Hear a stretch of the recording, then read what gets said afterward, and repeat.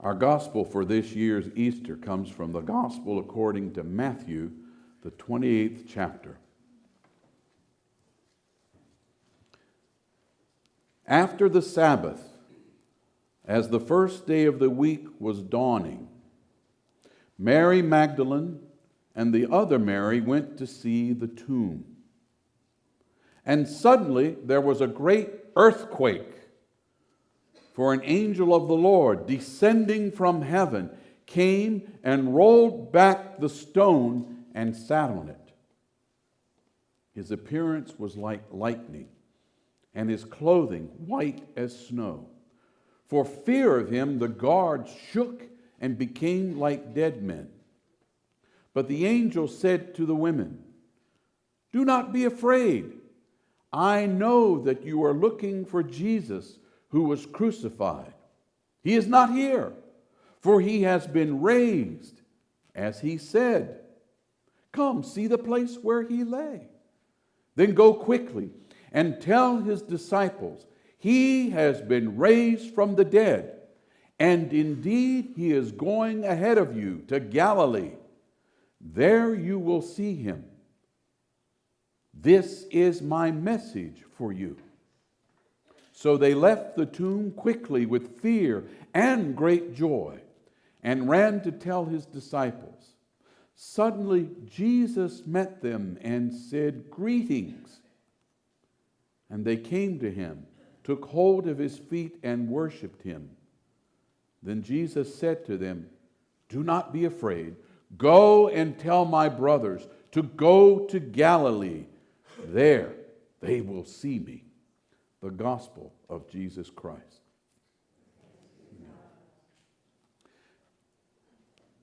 If any of you happen to come by in the last 2 or 3 days, you probably saw the tomb. And the stone was closed in front of it, and on each side were 2 guards in their Roman armor and uniform. They were various members of our church and a couple of people from the community who asked to do this. And for most of the hours between Friday night, up until late last night, there were 2 guards out by the tomb, no matter what the weather was. They were there. And it's interesting because during that time of the guards being there, different people came by who we've never seen before and expressed how much seeing that tomb and the recreation of that meant to them, and how they look forward every year to seeing that. Different people brought hot chocolate with marshmallows to warm the poor frozen guards out there. Even though they may have been struck dead when that hot chocolate arrived, they woke up real fast. One person came by and gave $100 because it meant so much to see this every year. We had a visitor to our sunrise service this morning who also gave a substantial amount of money because the sunrise service and the tomb all has made an impression on his life. So I'm just sharing that to affirm the ministry of many of you who took part as tomb guards. Where's Jesus? He's not in the tomb. He is ahead of us, calling us to follow his message, to go meet him in Galilee, where we will see him, where we will encounter him. He is always moving forward, always beckoning. He is always turning over his shoulder and saying, come on, follow me. And we're always running to catch up. And there are moments that we do, and we see him, and we feel him, but very quickly he's off again. Come on, follow me. And we're going to another Galilee. Soon we realize that even though he is far ahead, beckoning us, calling to us, as we continue this journey, we also understand and feel that not only is He ahead of us, but He is with us. He is with us on the journey as well as beckoning us ahead. Only the risen Christ could do this. When I was a boy, I grew up in a parsonage. For those of you not familiar with the Methodist terminology, that's the same as a manse or a rectory. It's basically a house owned by the church that's provided for the minister and the minister's family to live in while that minister serves the church. And so, being a preacher's son, I was in church a lot. I didn't have much choice. And I would participate in the church services, and I was expected to set an example for the other children in the church. That sometimes created problems for me. Different points in my childhood, I'd come around the corner outside the church, and there were a couple of fellows waiting for me. Oh, here he comes. Mr. Goody Goody. You know how tired I am of hearing my mother say, "Why can't you be like Roy White? Why, he is so good." Well, we're going to see how good you are. Most of the time, I could talk myself out of it by being silly and getting them to laugh, and things would cool down.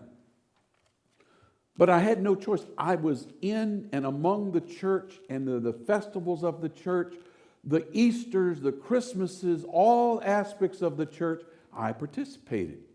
This included the Bible. Going through the various grades in Sunday school, you had the Bible. And I remember being interested in the Bible, the stories in the Bible. The saga of Abraham and Sarah as they made their way to the land which God said would be theirs.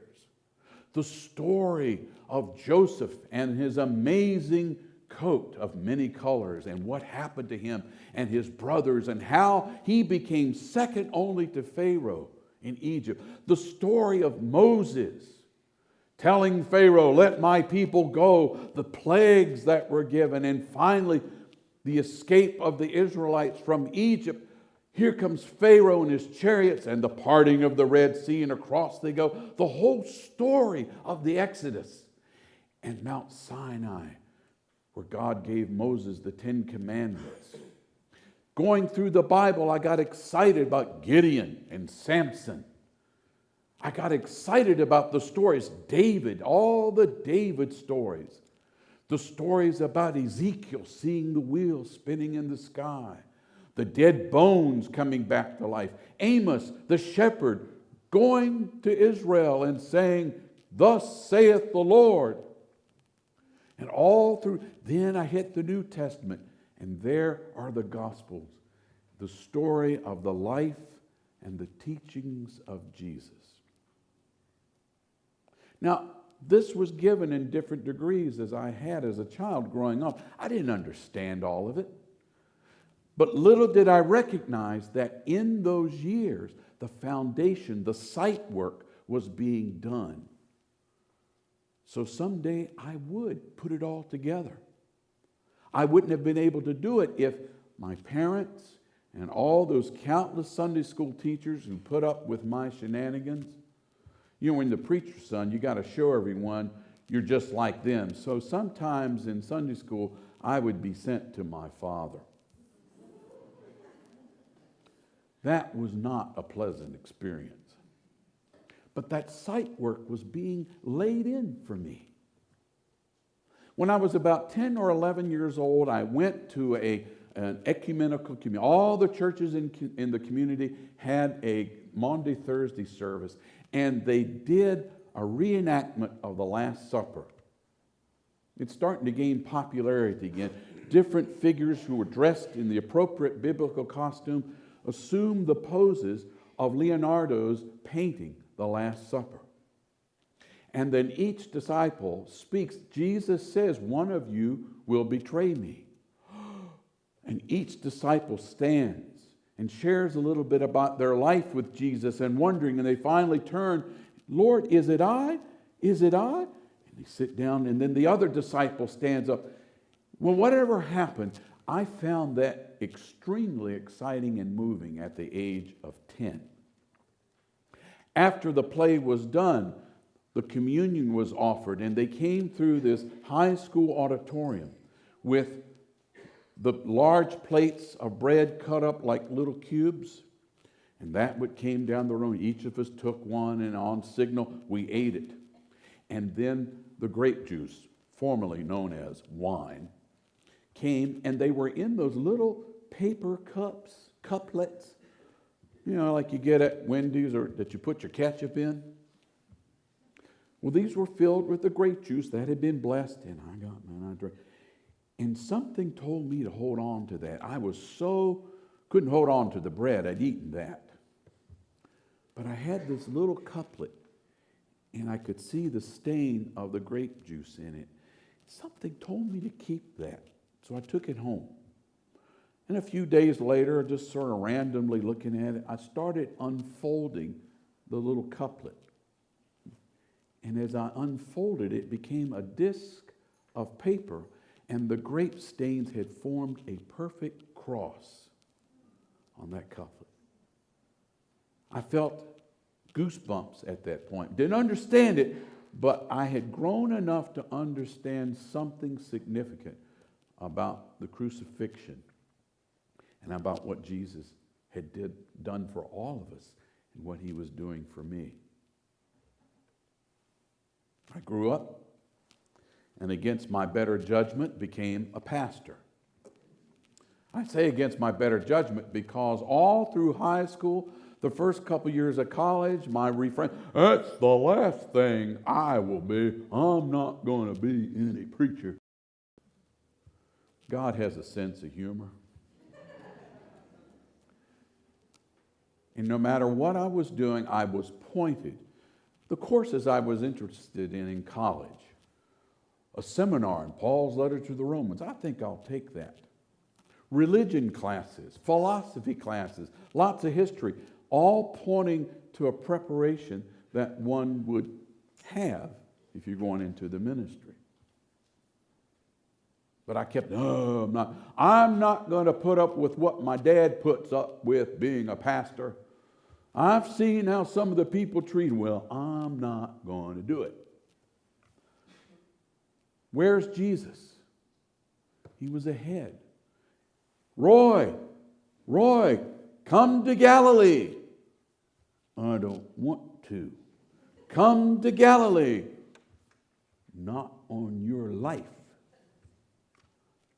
And as I moved and grew and began to hear, I could not avoid that voice. And so in a couple of nights of real struggle, I prayed. I walked the campus of Virginia Wesleyan College. I didn't know what was going to happen, but I knew I couldn't go much longer until I worked this out. And in my walking, I heard Jesus speak to me. I wasn't crazy, but it was part of the struggle. You see, not only did I not want to be a preacher because of what I'd see my dad have to deal with, that all preachers deal with difficult people. But he had been a minister, my grandfather had been a minister, and my great-grandfather had been a minister. And my grandmother had been looking at me and saying, well, we have doctors and lawyers that have been but no one yet has become a minister. I'm not going to be a minister. What I heard, in a sense, all I can attribute to is the voice of Jesus saying, I'm not calling you to be your father, your grandfather, your great-grandfather. I'm calling you to be who I made you to be. I'm calling you to be a pastor in the uniqueness that I made you to be. Not like your father, not like your grandfather, not like your great-grandfather, but you. I'm calling you. Come on. Meet me in Galilee. I had to say yes or no. And maybe against my better judgment, I said yes. that Easter moment, that Jesus who is risen, calling us. Where is he? He's always ahead, but yet he's also with us. We will meet him in Galilee, but he's also with us along the journey. Many years later, I had the exciting ministry of starting a new church. Debbie and I and our 6-week-old son were uprooted from Louisa and went to Fairfax County and moved into a house that the church had just bought 2 days earlier. And there we unloaded the moving van and got all our stuff set out. And I was, all right, start a church.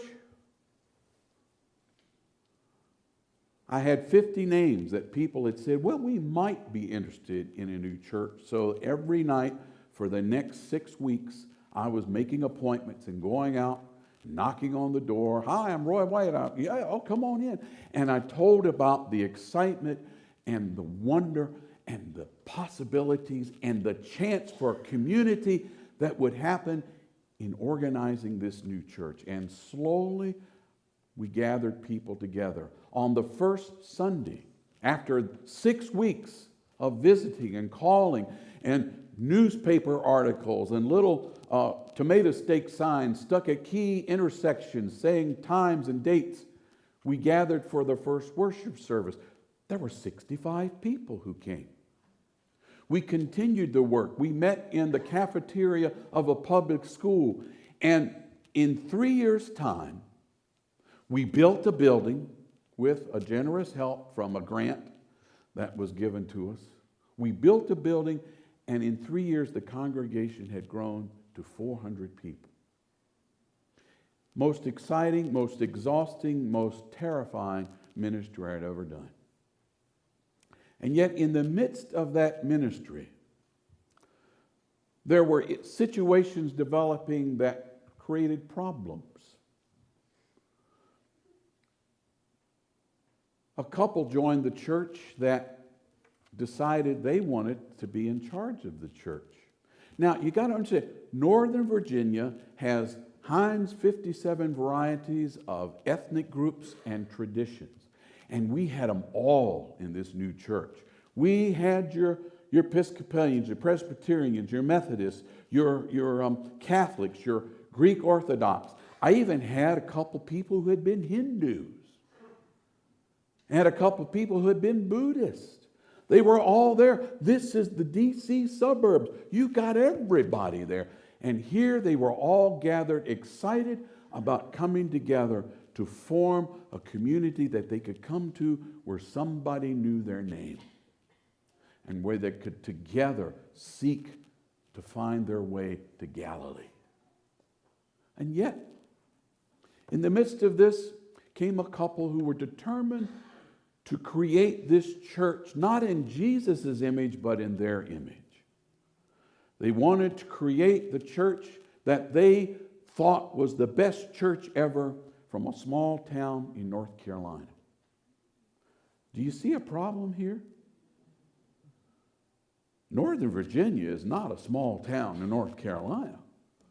No respect given to disrespect meant for the small town, but dissension began to happen, and I found myself constantly at war to protect the majority of the people from 5 or 6 who were following the lead of this one individual. And it got nasty. Rumors were flying around. What you can't accomplish with truth, then you make up stuff. And I was at my lowest. I got very ill. I got cancer, unrelated to what's happened to me now, and one of the doctors said, you know, the kind of cancer this is, it's like sometimes brought on by stress. Go figure. So I was out of commission for a while. I had surgery. I was looking to have radiation therapy, and I was at the end of my rope. I went on retreat with some of my minister friends. And while I was on that retreat, I went down by the Shenandoah River and began to pray. And I'm watching the river, and I saw a twig moving up this way. All of a sudden, it went back this way. Now, I understand now how that happens in the eddies of a river, but that was so strange. In that moment, I knew something was going to happen. And I heard this voice calling me, saying, "Give me yourself." It was not gentle. Give me yourself. It was not mean, but it was firm. Give me yourself. It was the voice of Jesus. He was calling me to give to him all that I was, all that I have, all that I would be. Give me yourself. I was afraid. Well, what do I give you? I want all of you. I want the good, the bad. I want your children. I want your wife. I want everything that means something to you. Give it all to me. But give me yourself. I'm scared. And then the voice got gentle. I will not force you. I will not make this happen. Give me yourself. And then in that moment, I saw my whole life passing in front of me. Very quickly, but I saw everything. And I looked up, and there was in the sun was low on the horizon. I saw a face. I couldn't make it out, but there was a face in that sun. And again I heard, "Give me yourself." And then I call you to give me who I made you to be, not what others want you to be. And every time "give me yourself" hit, it was a wind hit me in the face. Now, we could explain this, I'm sure, scientifically, all that was going on. But in that moment, in one of my lowest moments as a minister, I was hearing Jesus saying, "You're tired? Shake it off. Get up. Come on. I want you to meet me in Galilee." Not all of us have visions. But in the passage today, we have Jesus Christ calling us to meet him in Galilee. And when we reach where he is, we will find hope, healing, strength for continuing the journey.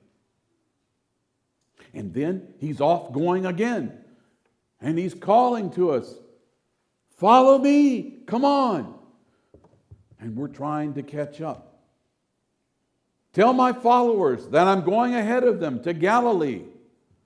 I am with you always to the end of the ages." Can you, in your living, hear and respond to Jesus' summons to meet him in Galilee? Where is Jesus for you right now?